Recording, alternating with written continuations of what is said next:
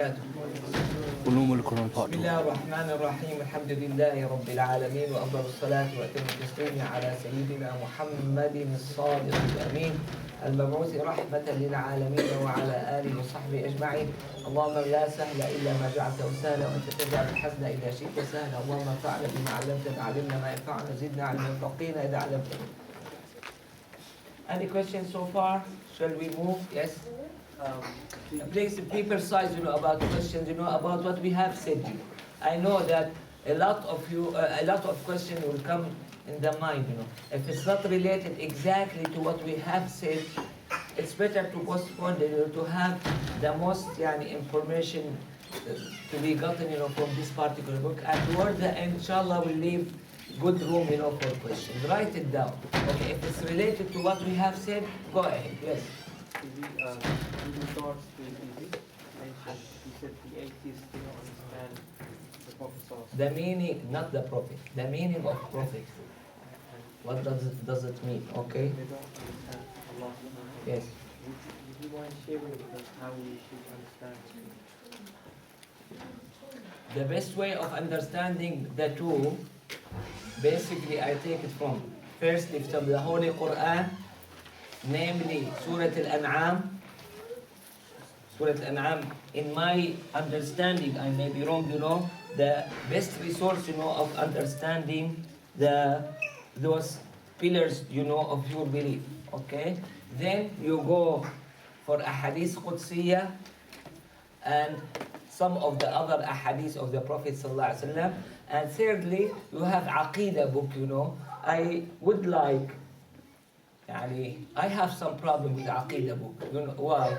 Because they are little bit complicated, and beyond the limit of many of us, Whereas I think, I may be wrong, the tradition of the Prophet ﷺ was to make it too simple, to people. Even though this is very complicated subject, but the Prophet ﷺ used to simplify it, okay? And this is what we would like to see, okay? That's why I would like to learn it from Quran, from Ahadith Qudsiyya, much more than Aqidah book.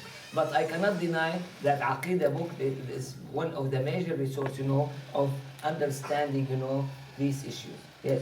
Any particular collections of Hadith Qudsiya you could point towards that we can look at? I don't have anything in particular, but generally speaking, most of the authors, in Hadith, they have at the beginning what they put as Kitab al-Iman. Imam Bukhari has at the beginning Kitab al-Iman, and at the end he has Kitab al-Tawheed. All of those subjects, will make you more familiar with what you should know about Allah subhanahu wa ta'ala, about His messengers, and about other items, of your belief. Other questions from this side? Anyone? Yes, go ahead. And that some people they would base their critics on this book. I read that someone said that there were two ayat that were added in the Quran, and there are the two last of Surah Al-Tawbah, and they say that they said like from the book, but from this book, and in this book it says that when Zayd ibn Thabit and he had to collect the verses, he found the two verses by Ibn Huzaymah only. So from that. Okay, shall I answer this question now? Okay, I'll answer it. Okay. If I may correct you a little bit, Sayyidina Zayd ibn Thabit said, I missed two ayah. Right? This is one of the narration that I missed two ayah. I would like to ask, what do you miss? Do you miss something that you don't know at all? Or you miss something that you are familiar with? Answer me. Something you are familiar. You miss your pen. You don't miss the pen that is thrown there, You miss your pen. Because you are familiar. This is belong to you. And here, when Sayyidina Zayd ibn Thabit said, I missed two ayah. That's mean he memorized them, but he was assigned to collect all scripts, of the Quran. and he missed the script of these two ayahs. Okay? Follow me. He memorized them. Not only himself, many of the companions, they memorized them.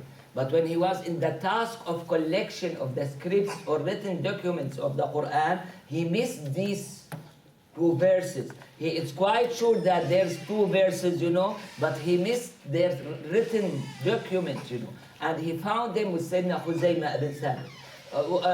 If we want to go further, Sayyidina Abu Bakr as-Siddiq assigned Sayyidina Zayd ibn Thabit. He said, don't accept any script or any written document without two witnesses that this has been written in front of the Prophet sallallahu alaihi wasallam.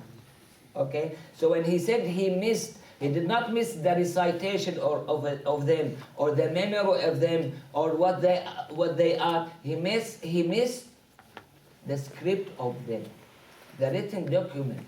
And they were brought by Sayyidina Khuzaymah ibn Thabit, the person that the Prophet ﷺ made him as two witnesses, equal to two witnesses. So this is just to prove the script of it, that it was written in front of the Prophet ﷺ. See the difference? That's why, if you remember, when I spoke about the two major points, I said about memorization and writing. And the Quran has been conveyed by memorization. And this is, Sayyidina Zayd ibn Thabit gave us a hint about it when he said, I missed. No one is going to, let's say, Surah Al-Fatiha has 7 verses. Can I say I missed the 8th verse of Surah Al-Fatiha? No, because I'm not familiar with this verse. I don't know anything about it. There's no verse called number 8, okay? And here is the same case. When he said he missed portion of the Quran, not by memory, by written document, okay? Why I'm saying so? Firstly, because we know the authentic hadith that Sayyidina Zayd ibn Thabit was one, not the only one of those people who memorized all of the Quran. The second point, no one is going to miss something that he doesn't know at all, okay? And thirdly, he wants this script to be written in the presence of the Prophet ﷺ. Perhaps, I'm not telling you that I'm sure about it. Perhaps he was shown a lot of scripts of these two verses, but he rejected them. Why? Because he did not have the proof that they were written in front of the Prophet ﷺ. He wants a script of those two verses written in front of the Prophet ﷺ. And this wasn't found except with Sayyidina Khuzaymah ibn Thabit. Okay. Other questions? Okay, we'll move to another title. I'm sorry, you may excuse my deficiencies, I did not read the book, I did read the title. I'm going to try to explain it by my own way, and you may correct me or try to remind me, about certain points that mentioned by the author and I failed to mention them. Because really, to be honest with you, I felt that there's important points, mentioned by him, that should be mentioned, or explained or clarified. So be helper to me. We are not here in a setting of teacher, and student. We are all learn here. Okay. So the second title he put, Man Denies God. For sure, this is the major barrier, to deny the message of Allah subhanahu wa ta'ala, when you deny completely Allah subhanahu wa ta'ala. To be honest with you, this in the old days, they were, some people, they used to deny Allah, but they were quite free. Nowadays, I feel horrible, fearful, and horrible, because we hear, about a huge number, of people here in UK, in US, even in our countries, you hear from some people, not as much as the Western world, about people deny completely the story, of religion, the story of Allah, and you name it, This is, even though we are in an advanced world, regarding the materialism, but we are in very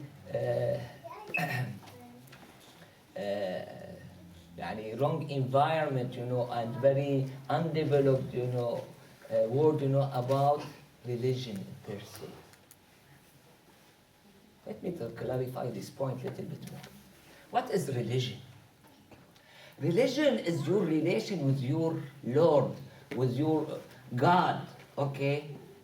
So here, whenever you have relation, if you have one side is dominant and the other one is not as such, it should be given from the dominant side to the other one. Okay? Yani here, religion is not a way of experimental thing, to do, to have your test, to have your experience, and to come up with whatever you come. Your religion, your instruction is not as such. Okay, this is going to be dictated only from the dominant side to the other side. Okay, but why? Because these relations should be governed by Allah subhanahu wa ta'ala. Nowadays, I'm sorry to tell you, the religious people, the non-Muslim, all of them, they adjust and change and cut and add the way they want, without any authority from Allah subhanahu wa ta'ala.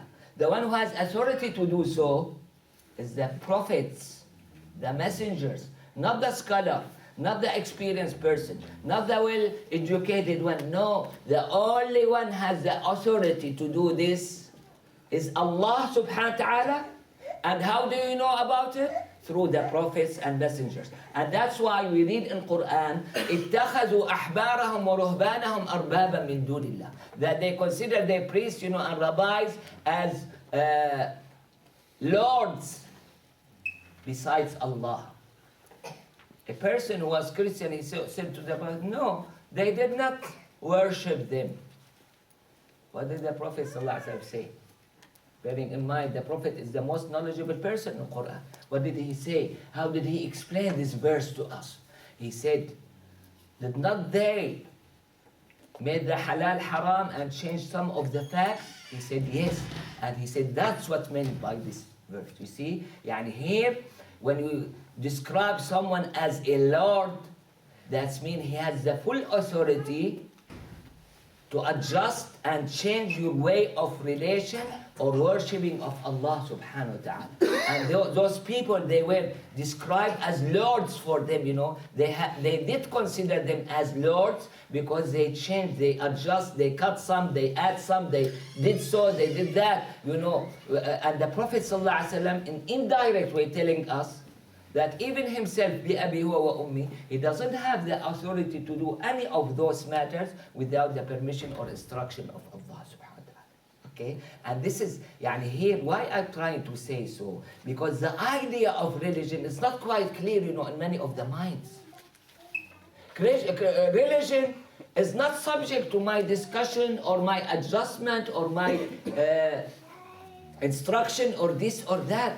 Okay, this is my when I say religion is relation, my relation with my Lord or with my guide, God. Everything should come from Him. For sure, I am not prophet. I cannot know what Allah subhanahu wa ta'ala wants from me. I'm going to know it through the messengers of Allah, through the prophets of Allah subhanahu wa ta'ala. Okay, so here the denial of Allah subhanahu wa ta'ala has been practiced. Why? You may correct me if I'm wrong. I think the major factor of having atheists and having these people, why? Because the people of religion, they started to lie. They started to be fake. They started to reshape many matters, and cut and add according to their interest or their understanding or this or that. And the other smart people, when they look at them, they feel this is a way of playing, everyone play his role there. These people, they try to add some from their side. And they are not necessarily the most intelligent people, We are more intelligent than them. So take away religion, take away God, take away everything, and let us live our life here. Okay? They may have some reasonable thought of if the whole fact is as such, if all prophets and all religious people, they are fake.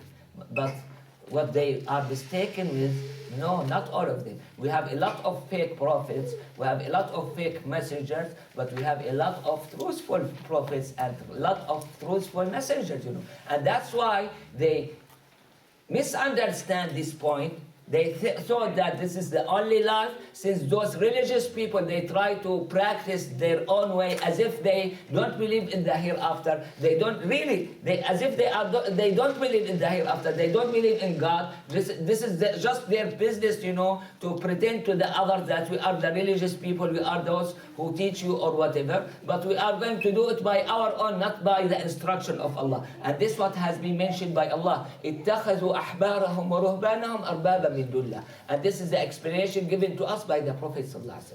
This way, this action make the smart people, the intelligent, understand half of the story, not all of it.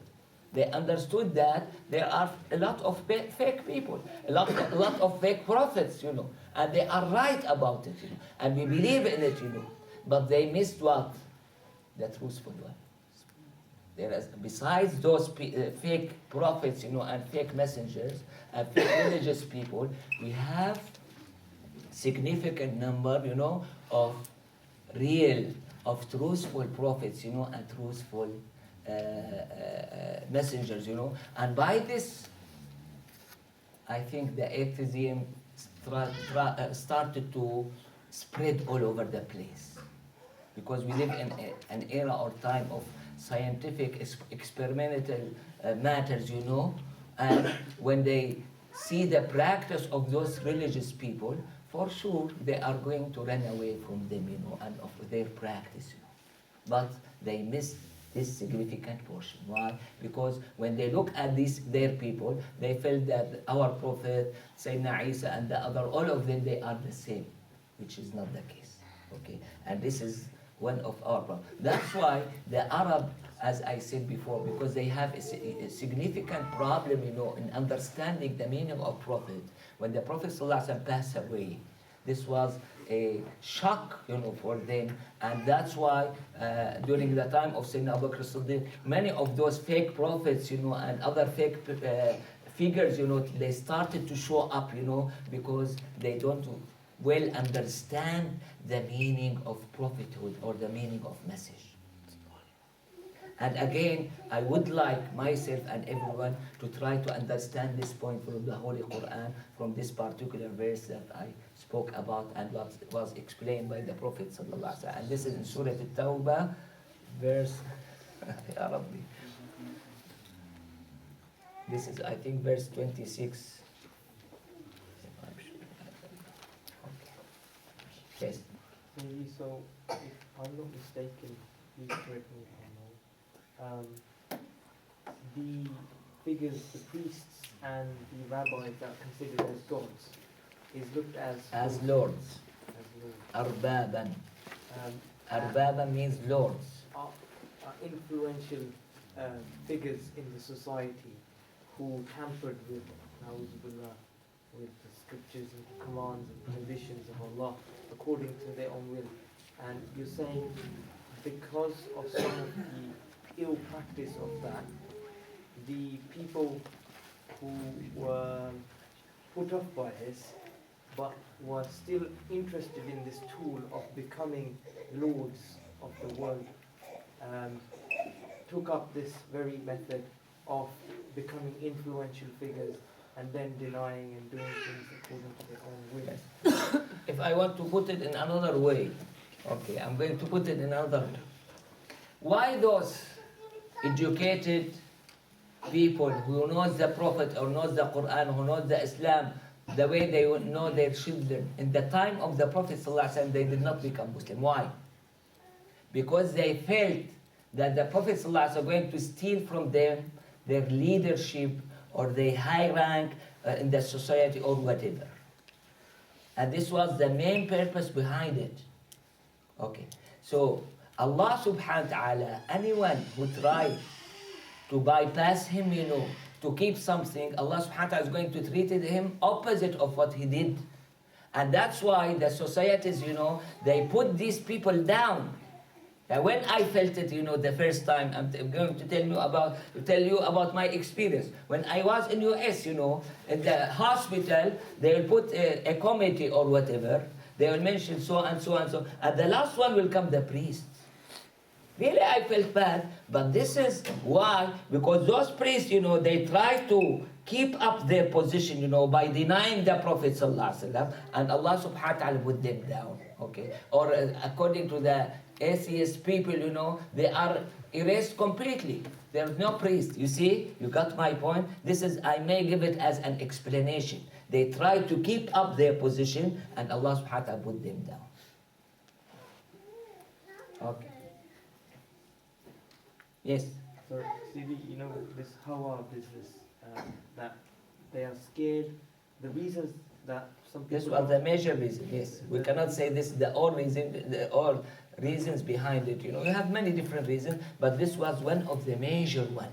Okay, that they want to keep up their positions, and they felt that the Prophet ﷺ wants to steal these positions, from them. See, how did the Prophet ﷺ respond to this? How did he react with them? How did he deal with these people? How shall we deal with these people? The Prophet ﷺ was supported by Allah, and one of his major figures, ﷺ, the manifestation, ظاهر. Okay, he's ظاهر صلى الله عليه وسلم يظهره على الدين كله هو الذي أرسل رسوله ليظهره. Okay, so that's why you are going according to our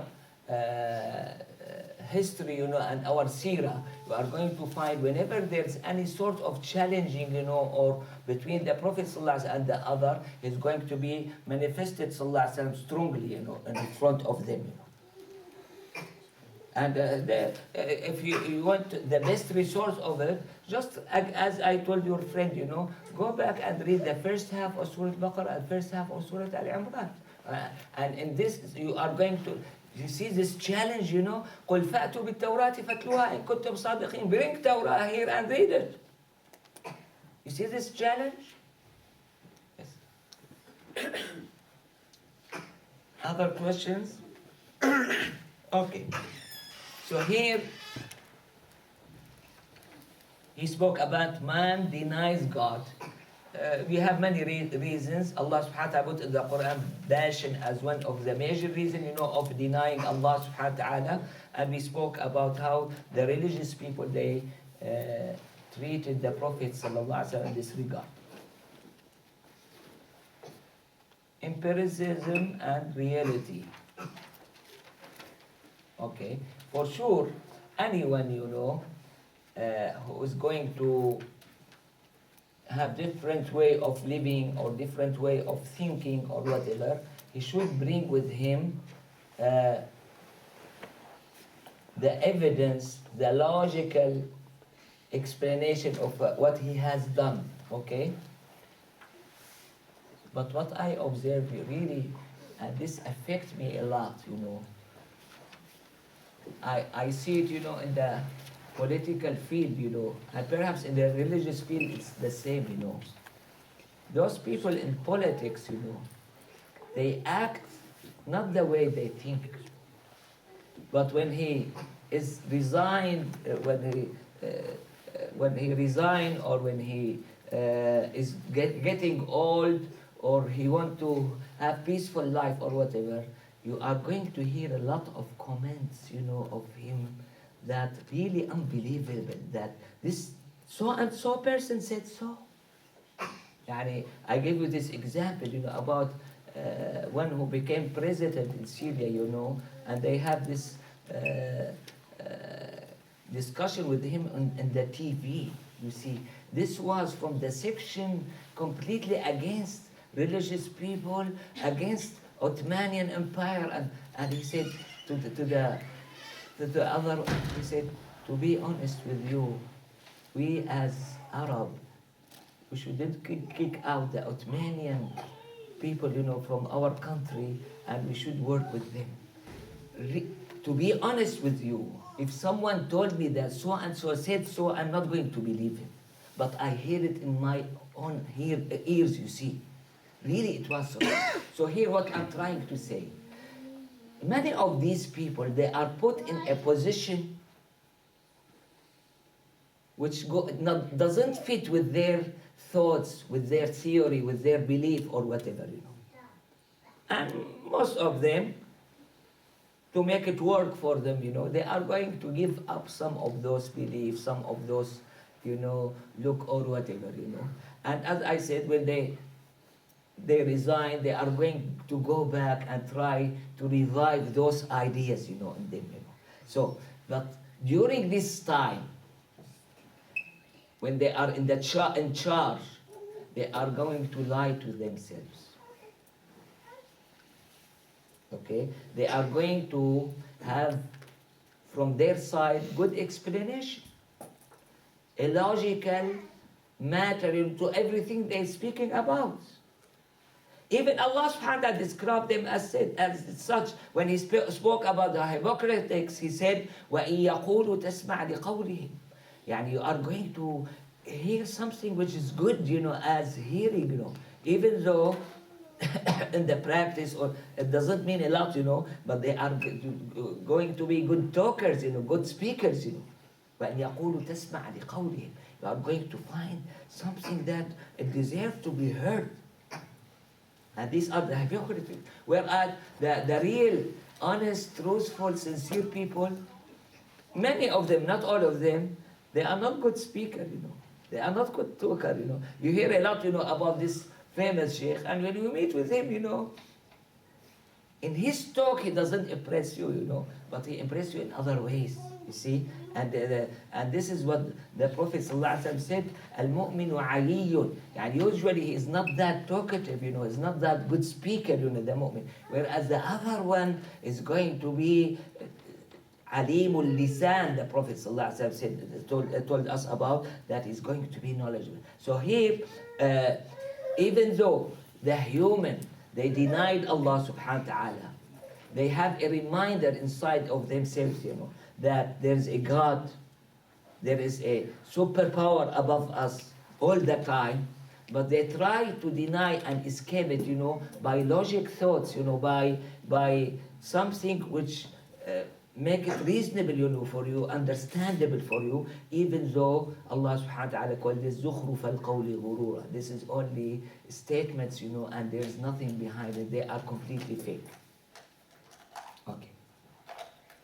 Any questions so far? Inshallah.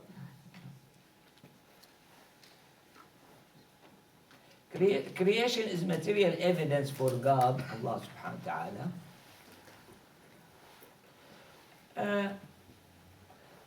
He put it in this way, you know, I did not read this, you know, paragraph, you know, but what I'm trying to say, as the poemist in Arabic said, you know, in everything you have a sign to tell you that Allah subhanahu wa ta'ala is a creator, okay? And here he said about creation, you know, but we have a lot of signs, you know, a lot of matters. And as I said before, all of us, we are going to find in ourselves, you know, and in the others, a lot of reminders that this person has a Lord, has a governor above him, you know, give him all of those matters that he did with them. Firstly, all of us, we feel that we are free, okay? I did not choose my name, I did not choose my position, I did not choose my family, I did not choose my shape, you know. And when you look at all of those matters, you know, and many, many, many others, you know, which is equal or similar to them, you know, you are going to find yourself, no way, you are servant, you are slave of Allah subhanahu wa ta'ala. And all of those matters, you know, and how things go and how life run, you know, is going to tell you that you are slave, you are servant, you are not free, you are fully submitted, you know, to someone else, you know, either by choice or dominantly. As Allah subhanahu wa ta'ala said, طَوْعًا وَكَرْهًا. By choice or dominantly. Question? Okay. We move to the next point, man's pride. Yes, this is one of the major points, you know, to have the man, you know, deny the prophethood, deny the messengers. we as Muslims, we believe that the messenger, the prophets, they are on the top of all human people. Okay? Those who try to compete with them, they try to find their way, and out of their pride, they try to compete with these messengers. As you said about Abu Jahl, he felt that Sayyidina Muhammad is a person, of Quraysh, of another section of Quraysh. There's a lot of competition between the family of the Prophet and the family of Abu Jahl. And when the family of the Prophet, they said, we have a Prophet, we don't have the ability to have so.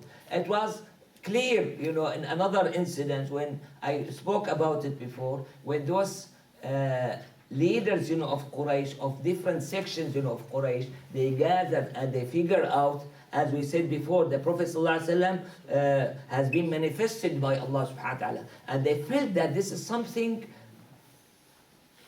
above their strengths, above their limits, and they try to contain it, How? They figure out this problem, that you have problem with this man, because this man out of our city giving us something which is superior than our strengths, our financial matters, and everything, is much superior. And they try to contain him by what? They said, listen, or they, between themselves, they said, let's go to that person, negotiate with him. If he wants money, we are going to collect money for him to make him the richest among us. And if he wants to get married to a beautiful woman, we are going to choose, or let him choose, whoever woman he wants, from our community. If he wants to be a king, we are going to assign him as a king of us, If he is sick, and get this problem all the time, we are going to select for him the major skillful, physicians, in the whole Arab and elsewhere, to try to treat him of this disease. And they figure out this good idea. This person compete with us, he is superior than us, and we are going to resolve his problem by one of these choices, And they send one of those who are, in all communities, the enemy is going to be between hawks and pigeons. You see, one of those peaceful people, he was assigned to go and negotiate with the Prophet ﷺ. And he gave him the offer, gave the Prophet ﷺ the offer. And when he finished, what did the Prophet ﷺ say? He did not say anything from his side. He started reciting Surah Fussilat. What is Surah Fussilat? As if he tells them, you compete with me as if I am interested in your money, or in your woman, or in your position, or this or that. I'm speaking about revelation come from Allah subhanahu wa ta'ala. You see, there is no comparison at all between your offer and what I'm speaking about.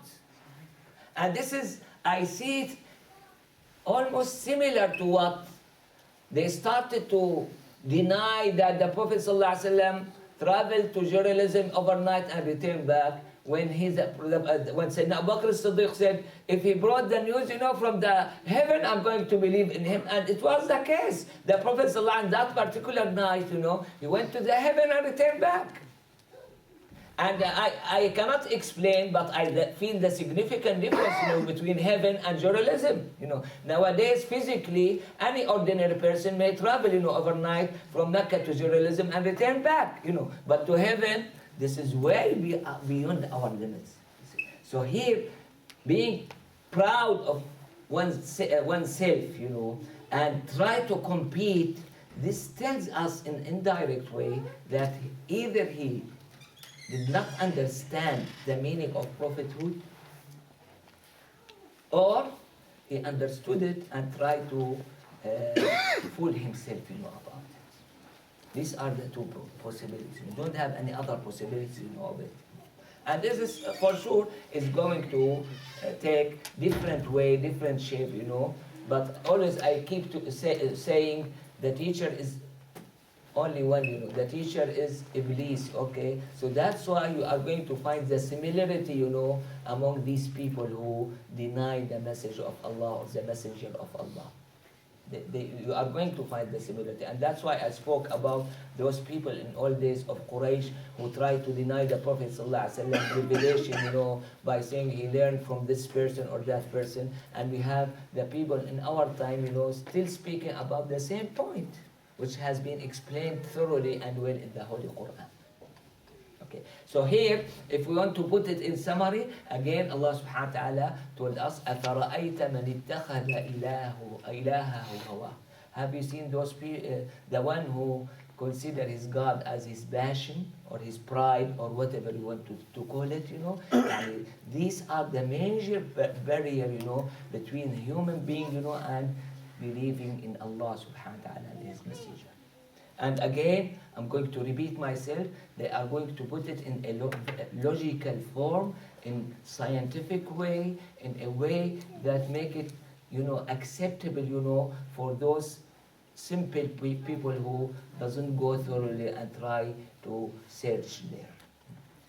And that's why, perhaps this one of the experiences, that's why all of those top and leaders, they are really fully understand that the Prophet ﷺ is a real person, truthful person, and those who are the followers, most of them, they don't believe as such, They have different look and different belief. Okay. Guidance for man.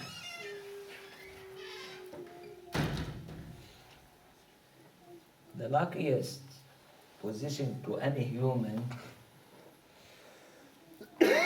the happiest among us, those who know why they were created and why they are present in this time and what the purpose behind their creation and how they should work. Okay? And really, when you read Quran, when you read the tradition of the Prophet ﷺ, you feel tranquility, in your heart. That if you wish to know everything, about your past, your present, and your future, you have it under your hand, with your hand. And I speak about famous scholar, really this admire me a lot, He has this book called لِكُلِّ نَبَأٍ مُسْتَقَرٍ. He starts speaking about the first of creation, till the people of heaven and the people of hellfire, and all of it, 2 large volumes, supported by verses and by ahadith. And I don't expect anyone to have this ability without the support of Allah and the Messenger. He may have fake story or whatever, but to have the reality of it, speaking about it in a scientific way, in the most accurate way ever happened to any human, I consider it's impossible, But it was made possible, by the Holy Quran and the tradition of the Prophet ﷺ. Okay. So again, I feel the happiest among us, those who feel why they are present now, what they should do, how they should practice, And I feel these are the real human people. The other, they look like human, but they are not that human, in this regard. So, guidance for man, this was one of the main purpose of sending the messengers and reveal the books. This was one of the main purpose. And we should put in mind, since we relate everything perfect to Allah subhanahu wa ta'ala, Allah subhanahu wa ta'ala is an efficient, is on no need of anything. He will not send messenger to give more support or to have superior voting or this or that. No. Or to have people, put their forehead, in the soil. Or he is in no need of any of those matters. All of those practice and matter and belief and you name it, it's all for your happiness, for your tranquility, for your peaceful feeling, about your relation with Allah subhanahu wa ta'ala. And this is, for sure, this was the main purpose, behind sending the messengers in and have the revelations. The messengers,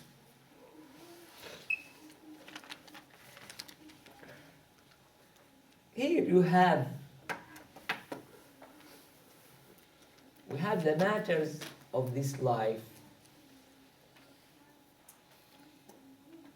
which is, we are of no difference, than the other animals, What are the matters of this life?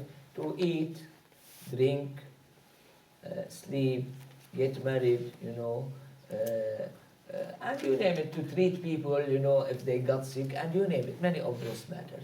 For sure, human is more sophisticated than the other creation in this regard, but it's almost the similar to it. And Allah subhanahu wa ta'ala, out of His wisdom, He left it to people, to work hard, to have experiments, to try to deal with this subject, by the best way that they feel. And that's why we show the differences, We are all Muslims, but the way you eat is different than the way we eat in Syria, Those matter of this life, It's no problem to have it done, in different way, because this is matters of this life.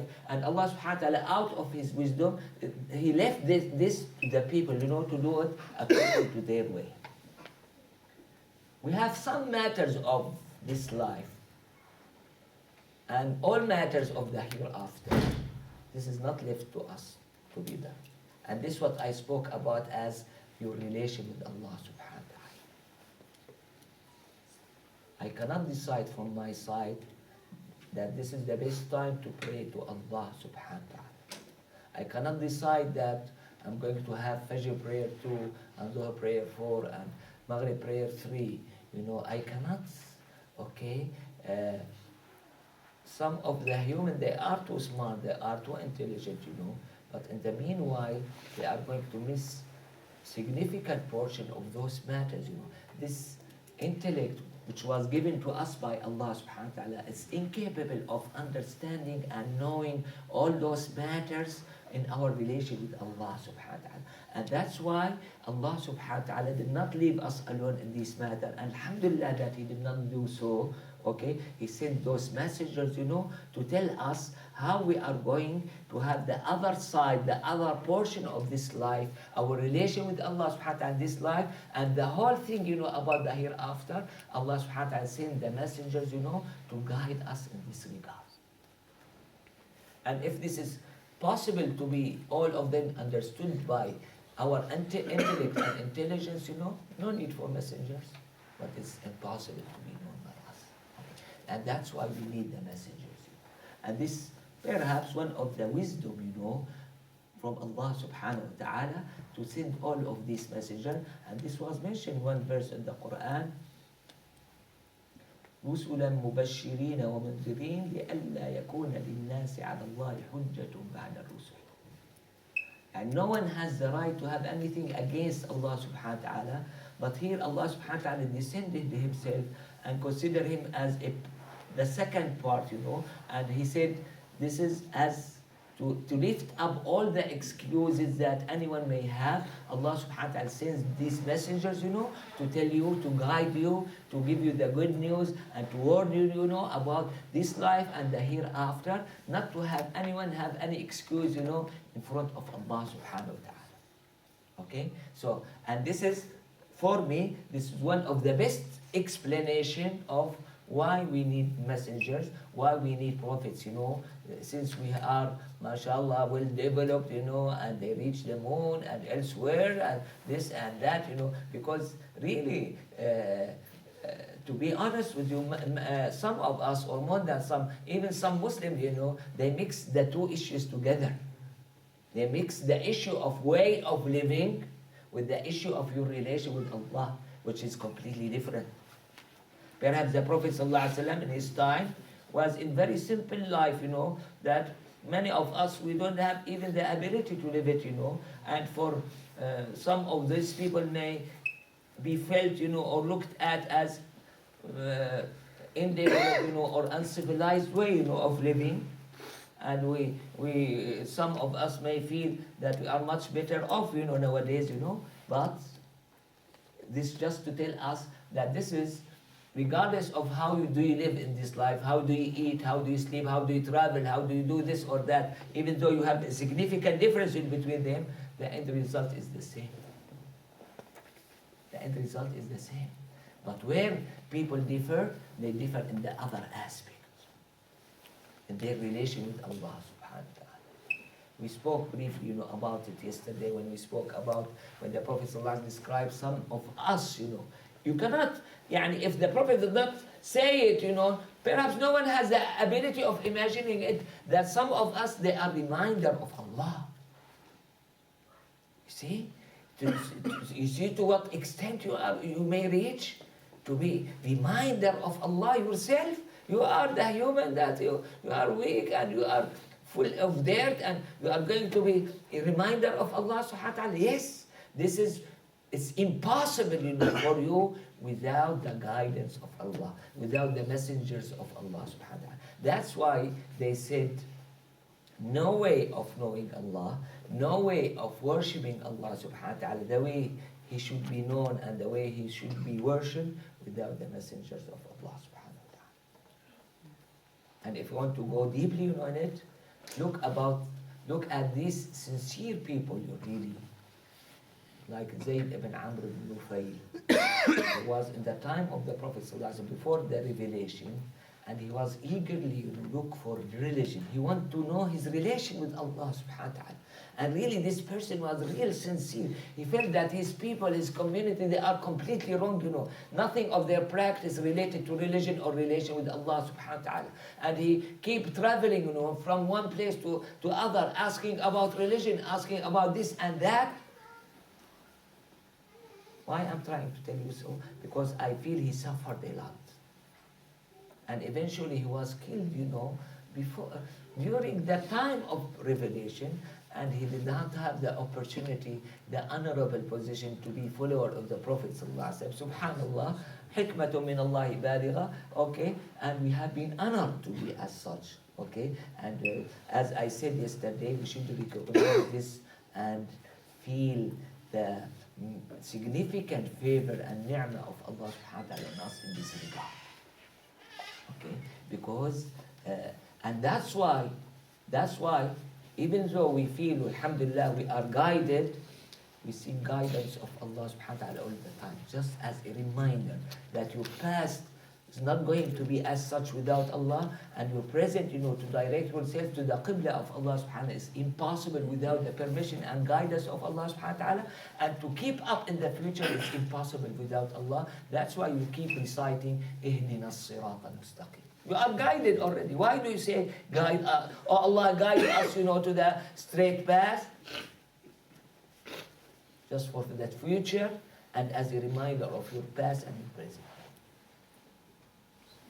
Okay? How did we know this? It's impossible to know it without the messenger of Allah, Sayyidina Muhammad sallallahu alaihi wasallam. We highly appreciate what he has done for us, sallallahu alaihi wasallam. Jazahullah anna khayra jazaa.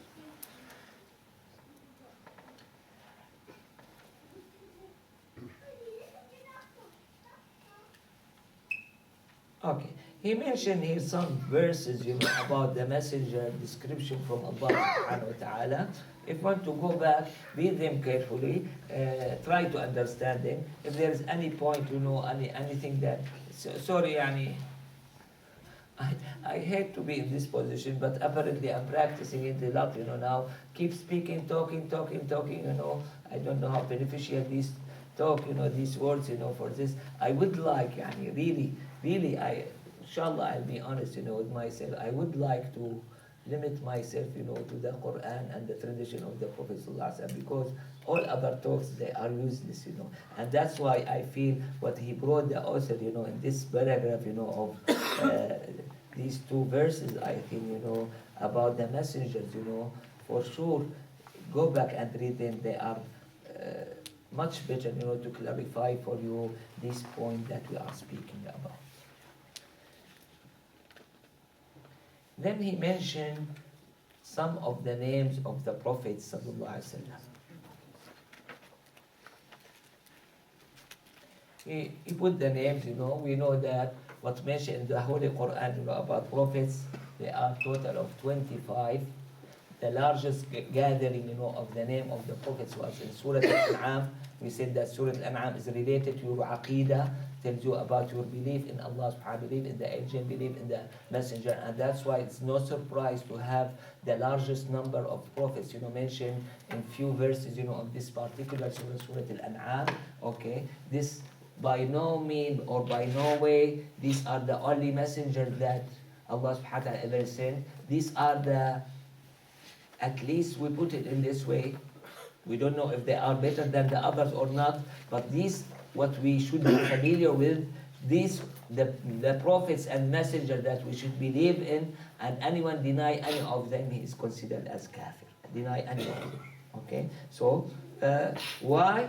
We may not fully understand the whole wisdom, but one of it, Allah subhanahu wa ta'ala, when He brought the stories of those messengers and the names of those messengers, just to tell us, about certain facts, in our life, and try to match it with what happened to those previous messengers, or certain characters, about them, and try to match. And since the Prophet sallallahu alaihi wasallam, Sayyidina Muhammad sallallahu alaihi wasallam, in the same verse, here, when Allah subhanahu wa ta'ala mentioned about the 18 different messengers and prophets, at last, at the end of this verse, it said, أُولَٰئِكَ الَّذِينَ هَدَى اللَّهُ فَبِهُدَاهُ مُقْتَدِهِ, that those are the ones who are guided by Allah subhanahu wa ta'ala, and you should follow their guidance. Fakhr al-Razi, this one of the famous interpreter of the Quran, this tells you about the specialty of the Prophet ﷺ. One of the specialty of the Prophet ﷺ, that he collected all guidance of all previous prophets,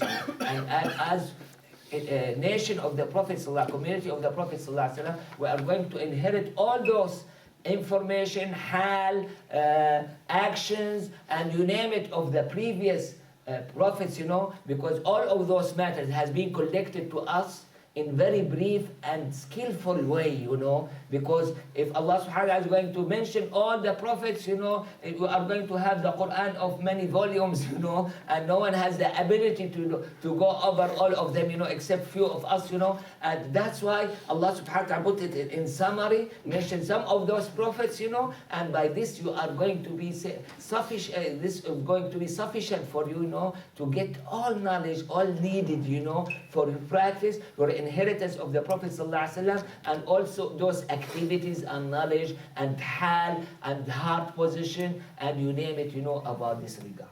Yes.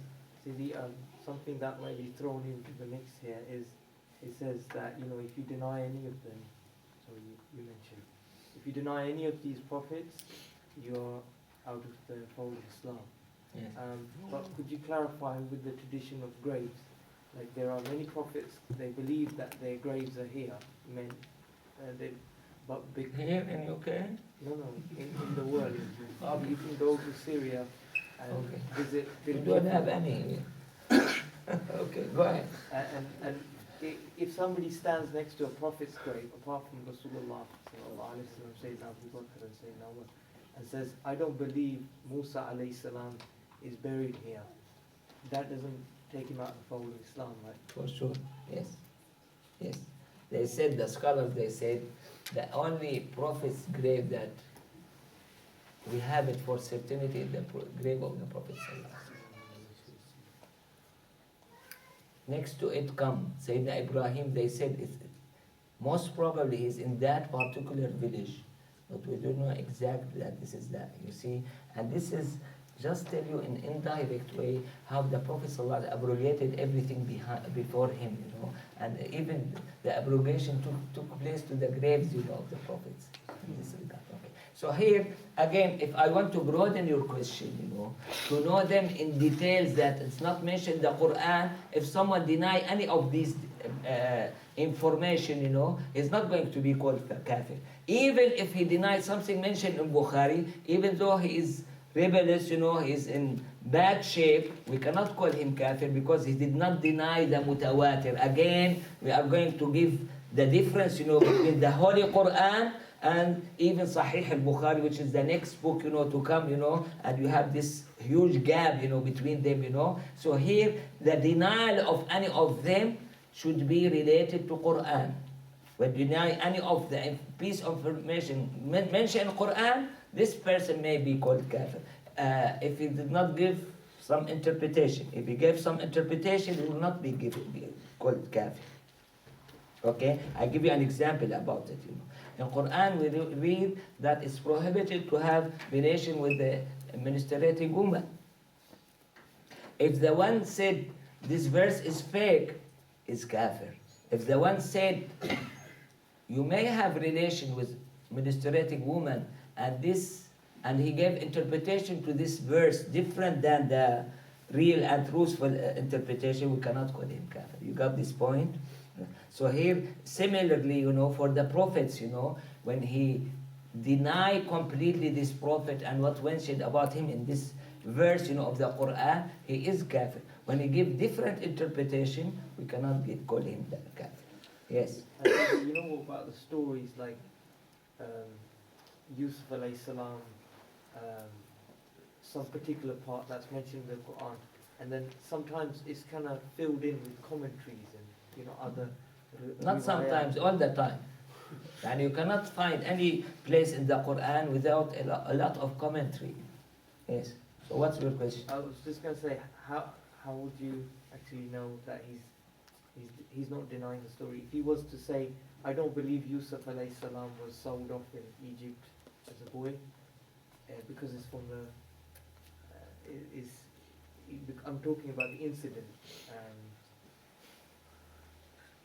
And let us not go to that details, But he sold off in Egypt. It's mentioned in Quran. قال الذي اشتراه من مصر. So if somebody says, I don't believe, or is that shame? If he gives some interpretation, he may not be called kafir, If without interpretation, he will be called kafir. I don't. Okay. Other questions? Yes. Yes, on this particular topic, I've heard, just want to be clear, when we say a person may be called kafir, that doesn't mean that we should go and call someone kafir, because I've heard about when two people, one calls a kafir to somebody else, then one of them for sure. Is it better to just stay clear and avoid this kind of...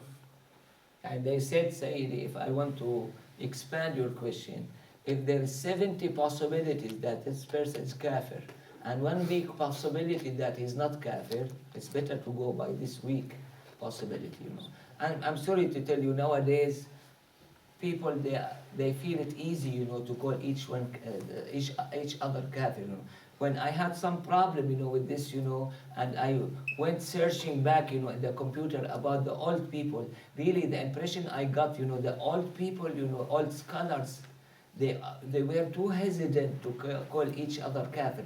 Nowadays we feel it's too easy.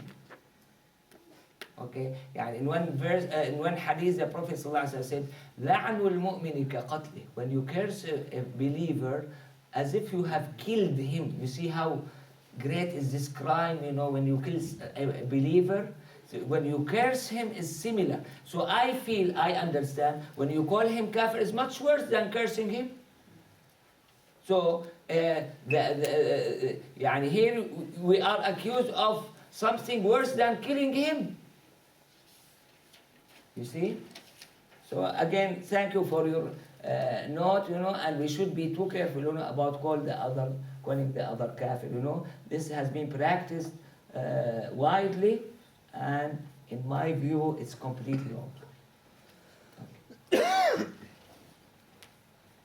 With full, let me be more thorough. With full respect to our scholars or however, if he's mistaken, by calling someone kafir, I'm not going to pile on my sins, the mistake of that particular famous scholar, Perhaps he has this only sin, he have, but I'm going to pile a lot, of those sins, by this, I highly respect all of these people, all of these scholars, they are informative, they are knowledgeable, and you name it, but they are not prophets.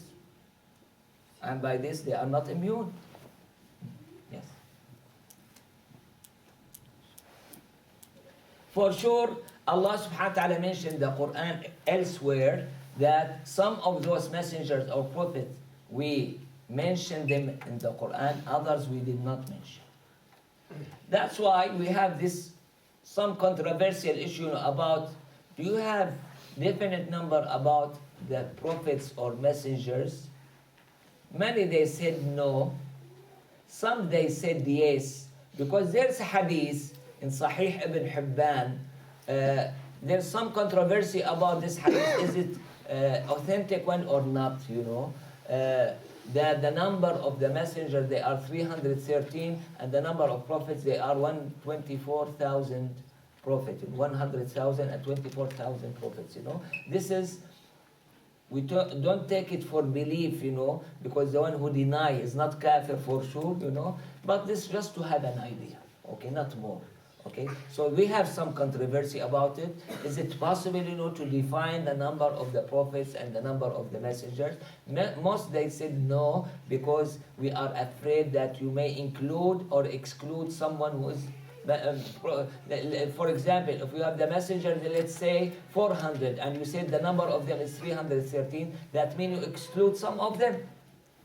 Okay, and vice versa. Okay.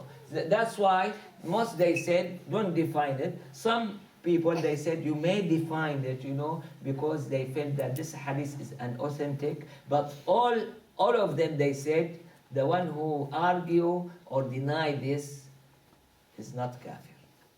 I would like to take this opportunity to tell all of us we should have full recognition of the basic essential matters of in our religion, that they call it ma'loom min ad-din bil-darura. This for certainty is well known, in our religion, and for other matters that it goes by the probability or possibility or whatever. Okay, we should have full recognition. I'm sorry to tell you, nowadays not the religion, our habits, sometimes our communal habits, we look at it as part of our religion, and the one who doesn't practice it is almost kafir or similar to those who are kafir.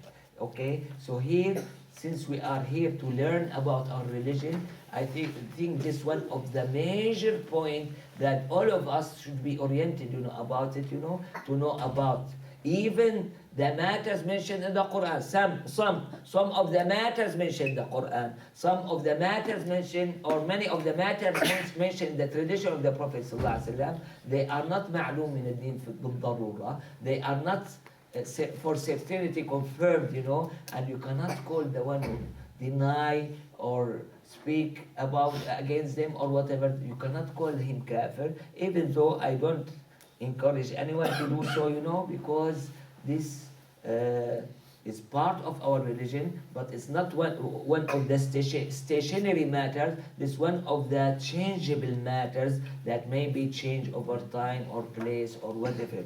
And this is tells us about the flexibility of our religion.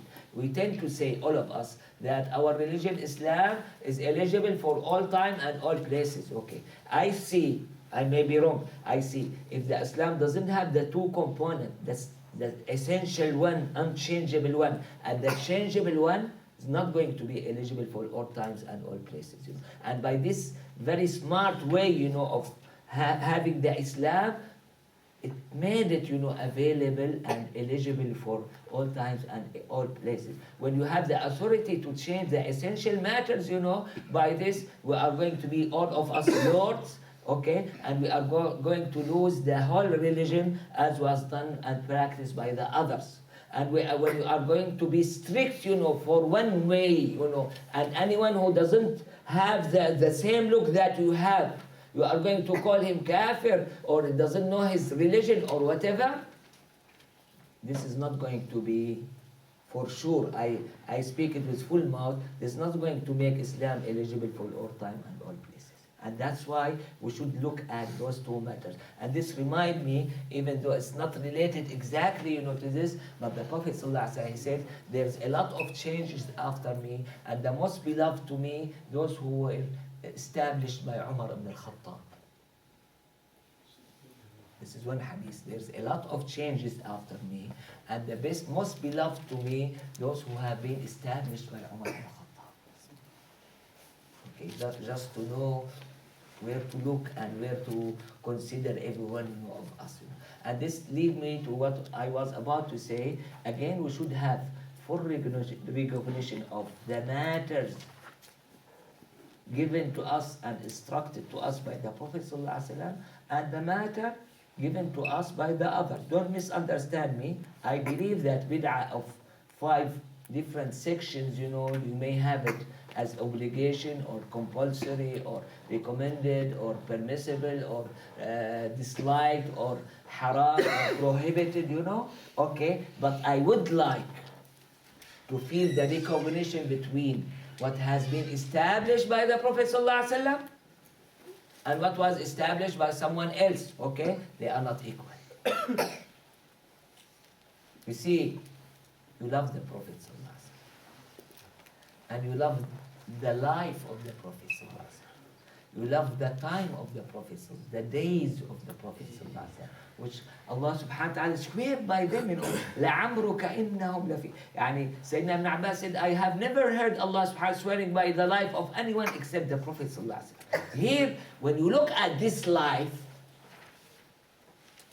Allah subhanahu wa ta'ala, by His guidance, make the Prophet ﷺ establish was needed, was necessary, okay? Anything that is felt later on that this is recommended or this needed or this or that, it's not in the same honorable position by those who were established. They were established, by the Prophet ﷺ in his holy life. You see, you take it from there.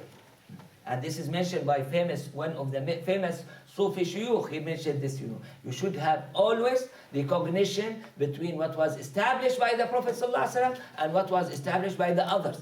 What was established by the other, it may be of one of the 5 categories, as I said, but I don't put it, by any means equal to what was established by the Prophet ﷺ. Okay? Please, even if you spend all of your time, not most of your time, in recognizing these matters, it's not wastage of time. This is, you'll have, very good way, to have full recognition about them. I'm going to give you an example about it, okay? And it happened in this city. I love Mawlid a lot. Personally, I love Mawlid. Even during these circumstances, alhamdulillah, every night we had Mawlid, during the time of Rabi al-Awwal in the mosque, okay? But one person here was arguing with me that the one who doesn't practice Mawlid is kafir. I said, no way. Even though I love Mawlid, but I know for sure this was not established by the Prophet ﷺ, okay? And I'm not going to call anyone kafir, even if he doesn't practice Mawlid. You see this? And we have a lot of those practices that I love a lot. Or you may love a lot, and I hate a lot, or whatever, You have a lot of these practices, They may be permitted, to be done. Some of them, they are not permitted. Some of us, they are abuser of many of those, practices, But the last comment about it have a recognition about what was established by the Prophet ﷺ and what was established by the others. And that's why I said this is by a very famous scholar, Sufi one. Why did I say Sufi? Because he's not Salafi, He's Sufi one, and yet he said you should have the recognition between the 2 items. Okay? And this is really related to our subject. Why? Because Allah subhanahu wa ta'ala sent the messengers, to establish to us the guidance to Allah subhanahu wa ta'ala. Their life, one moment of any one of them life, not them, the companion of the Prophet ﷺ, as described by Sa'id ibn al-Musaybi, said, one moment of the companion presence, the Prophet ﷺ, is equal to your life, your people, if you live the time Sayyidina Nuh lived, more than 1,000 years. So if this is the companion description, what's about the prophets? Their moment is much, much dearer and much more, highly recommended, than the whole life of everyone, perhaps, in this. That's why, and the first one to speak about it was Sayyidina Abu Bakr as-Siddiq. During Hijrah, during immigration, he said, "Oh Rasulullah, if I'm killed, I'm only one ordinary person. If you are killed, the whole community is killed." And this has been summarized firstly by the Sayyidina Abu Bakr as-Siddiq, who is the most knowledgeable among us, about the Prophet ﷺ, and we should fully understand this point. And this is, you may take it, as the author, he speak about the messengers of Allah and the wisdom behind sending them, and we spoke about the number, which is controversial, and some of you or of other people, they may feel that this is for sure, this is the number, the other will not feel as such, and we should have a room of accepting differences, among us, okay? Unfortunately, nowadays people, because Muslim, because they spend a lot of time, in those differences, and they try to accuse each other, and right away they go to the sincerity of that person, which I hate a lot, When I have someone differ with me with some opinion, I'm going to accuse him of his sincerity, which is really bad. It's too bad, to have this attitude, in the other side, that I may disagree with some or many of their actions, there are a lot of sincere people there, and we should highly respect them, for their sincerity, for their knowledge, and you name it, And by spending a lot of time in this way of fake way, of accusing each other, what we are losing? We are losing our religion. Especially in this country, You lose significant portion of your children. You lose significant portion of your way of worshipping Allah subhanahu wa ta'ala. And this is because we waste a lot of time, in this useless, argument which has no end, And by this, for sure, we are going to miss significant portion of reciting Quran, teaching Quran, reciting tradition of the Prophet ﷺ, teaching tradition, reciting fiqh, teaching fiqh, because we wasted a lot of time. And I'm sorry to tell you, I'm going to be open to you. Sorry about this, even some they may like, eventually, recently,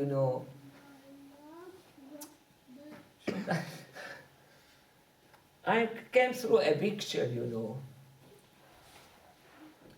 of Shaykh, famous Shaykh,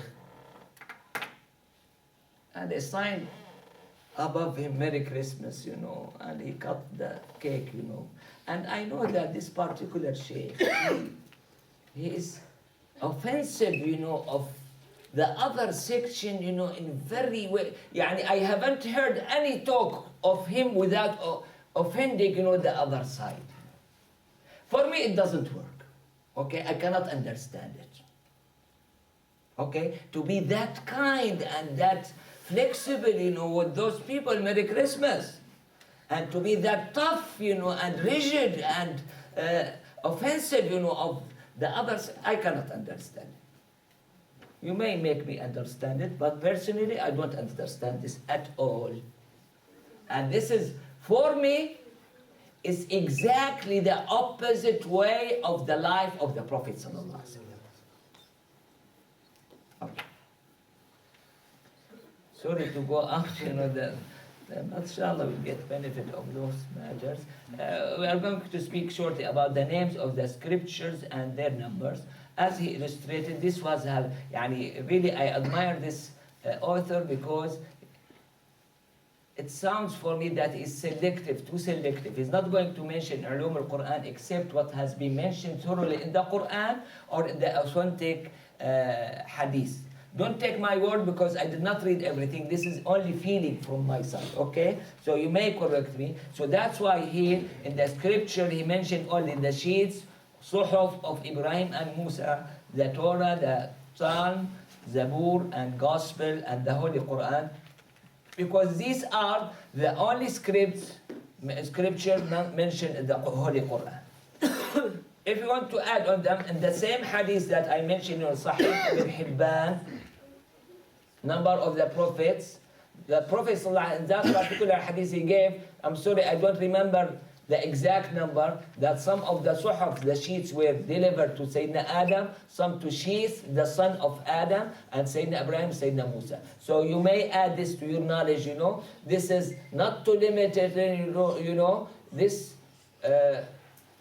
came in a controversial hadith. Some they said it's authentic, some they said not. Yani what I understand from it, what Allah subhanahu wa ta'ala mentioned in the Quran about sheets of Musa and Ibrahim, this is not necessary to be all the sheets delivered by Allah subhanahu wa ta'ala.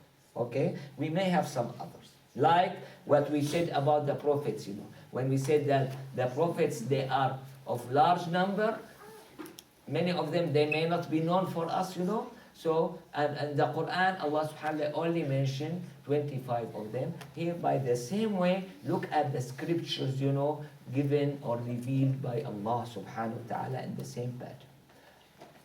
Any question? It was long day, shall we stop here, If anyone has any question, we'll try to answer it,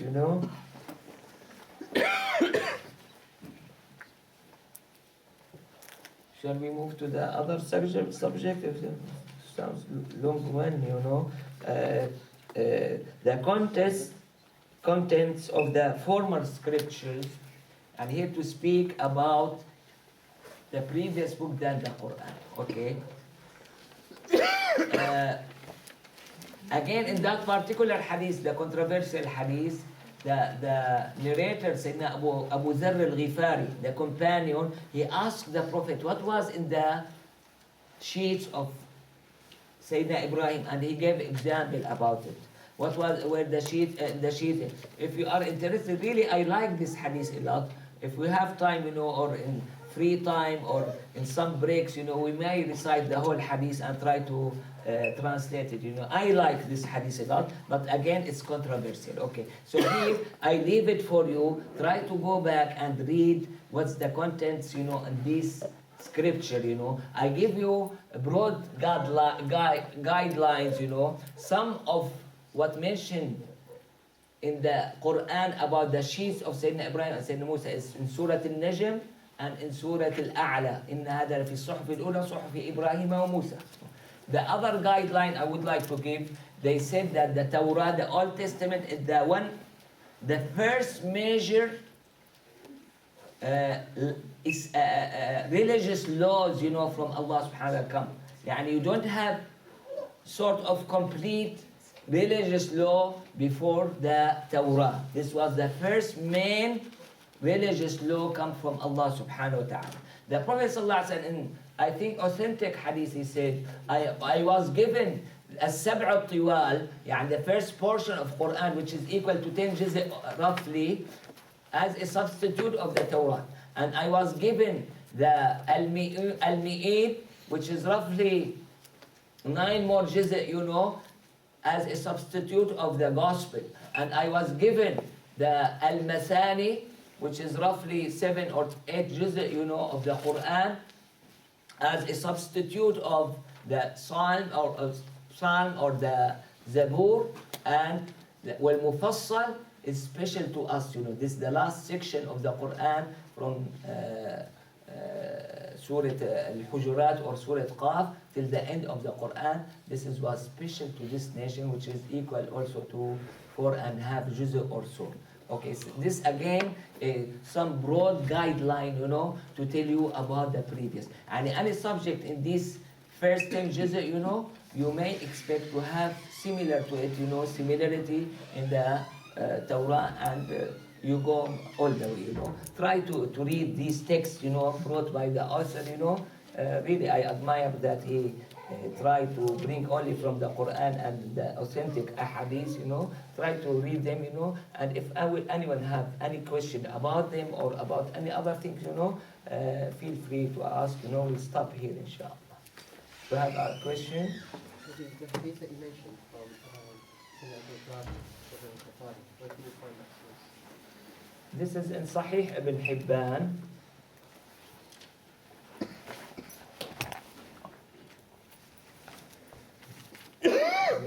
This is the famous scholar who narrated this hadith. Yes. You have some portion of it, you know, narrated elsewhere, you know, but the complete one, you know, in Sahih ibn Hibban. And even the number of the Prophet, I think this was mentioned elsewhere. Other questions? Okay. We may be, went deeply discussing some of these points, you know. We may run quickly, you know, in other subjects, you know, whenever you feel that we should go in detail, you know, into some of these subjects, you know, feel free to ask, please. Tomorrow, inshallah, we'll answer the question, you know, about it. Shall we move to the other subject, you know, hadith now? 10 minutes break. Okay.